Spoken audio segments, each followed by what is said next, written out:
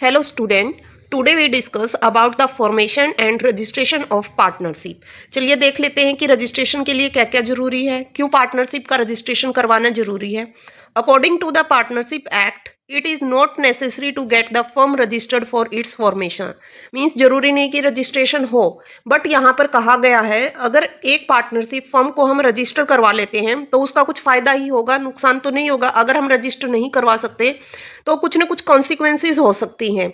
इसलिए बेटर यही होता है सभी पार्टनर्स के लिए कि वो फर्म का रजिस्ट्रेशन करवाएं। But it is useful to get the firm registered. एक परफॉर्मा होता है जो फिल करना पड़ता है पार्टनरशिप फर्म को रजिस्टर्ड करवाने के लिए। उसमें कुछ कॉलम मेंशन होते हैं जो नेसेसरी है उसको फिल करना, उसके बाद उस फर्म को रजिस्टर करवाया जाता है। और इस फॉर्म के साथ एक प्रेस्क्राइब्ड फीस लगती है जो पे करनी पड़ती है, डिपॉजिट करवानी पड़ती है फर्म का जो रजिस्ट्रार है उसके पास, तभी फर्म को रजिस्टर किया जा सकता है। स्टैंप लगती है कि प्रॉपर हमारी फर्म रजिस्टर हो गई है।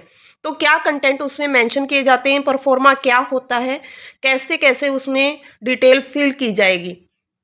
सबसे पहले फर्म का नाम क्या है, head office of the firm कहाँ पर है, name of the other places where the firm has business, कुछ किसी दूसरे जगह पर अगर बिजनेस कैरी किया जा रहा है फर्म का वो कहाँ पर है, सभी पार्टनर्स के नेम और एड्रेसेस कहाँ से वो बिलोंग करते हैं, फुल नाम उसका मेंशन किया जाता है पार्टनर्स का in the proforma. Date of entry of partners in the firm, periods of the firm, कितने टाइम पीरियड के लिए फर्म कैरी की जाएगी, 1 साल के लिए, 2 साल के लिए, 5 साल के लिए। सिग्नेचर ऑफ एवरी पार्टनर और हिज रिप्रेजेंटेटिव, जो प्रेस्क्राइब्ड परफॉर्मा है उसके ऊपर सभी पार्टनर्स के सिग्नेचर होते हैं, और या फिर कोई उनका लीगल रिप्रेजेंटेटिव है उनकी जगह पर वो भी साइन कर सकता है।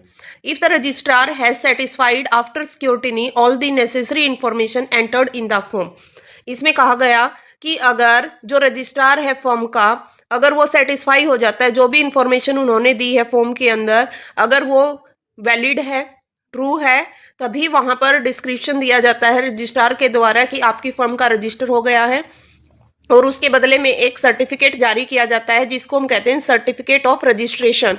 Then the firm is known as registered firm, उसके बाद ही फर्म को हम रजिस्टर्ड फर्म में इंक्लूड करते हैं।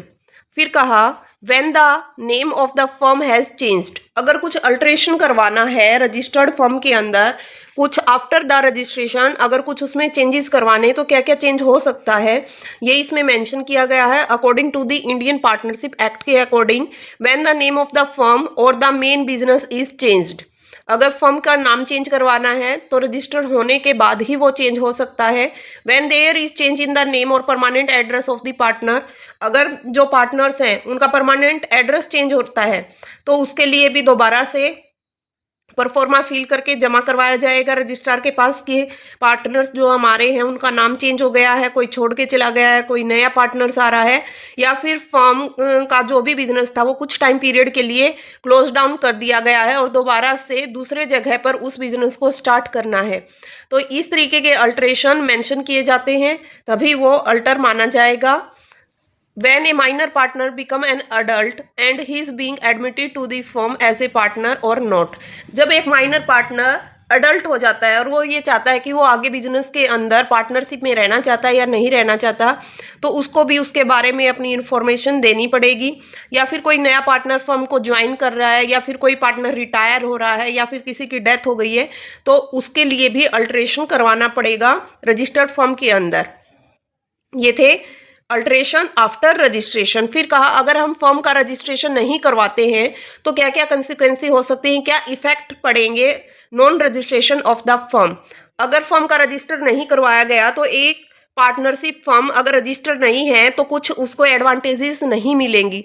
जैसे कोई भी पार्टनर किसी भी अदर पार्टनर्स के ऊपर लीगल केस फाइल नहीं कर सकता क्योंकि उनकी फर्म रजिस्टर्ड नहीं है, दूसरा पार्टनर किसी भी चीज के लिए लायबल नहीं होगा। No partner can initiate proceeding against the firm in order to get his right, और एक पार्टनर फर्म के ऊपर भी केस फाइल नहीं कर सकता अपने राइट को लेने के लिए, और ना ही फर्म किसी पार्टनर के ऊपर केस फाइल कर सकती है, और फर्म किसी अदर थर्ड पार्टी के ऊपर भी केस फाइल नहीं कर सकती क्योंकि फर्म का रजिस्ट्रेशन नहीं है। तो ये बेनिफिट फर्म को नहीं मिलेंगे क्योंकि उन्होंने फर्म का रजिस्ट्रेशन नहीं करवाया। अगर फर्म का रजिस्ट्रेशन हो जाता है तो उन्हें क्या बेनिफिट मिलते हैं, इन्हीं का रिवर्स हो जाता है जब फर्म रजिस्टर्ड हो जाती है। जैसे benefit to the firm, firm के पास राइट होता है कि किसी वो एक्सटर्नल पार्टी के लिए केस फाइल कर सकती है अगर एक्सटर्नल पार्टी ने अपने ऑब्लिगेशन कंप्लीट नहीं किए हैं। पार्टनर्स को क्या बेनिफिट होगा, पार्टनर्स भी केस फाइल कर सकते हैं दूसरे पार्टनर के ऊपर या फिर फर्म के ऊपर अगर उन्हें जो भी बेनिफिट मिलने थे और वो बेनिफिट वे नहीं रिसीव कर पा रहे हैं किसी कारण से, तो वो फर्म के अगेंस्ट केस फाइल कर सकते हैं कि उन्हें फर्म से ये राइट नहीं मिला है। जैसे प्रॉफिट शेयरिंग का राइट होता है या फिर इंटरेस्ट होता है, फर्म ने पार्टनर से लोन ले रखा और उसके ऊपर इंटरेस्ट मिलना था उन्हें तो वो नहीं मिला, उसके लिए भी वो केस फाइल कर सकते हैं।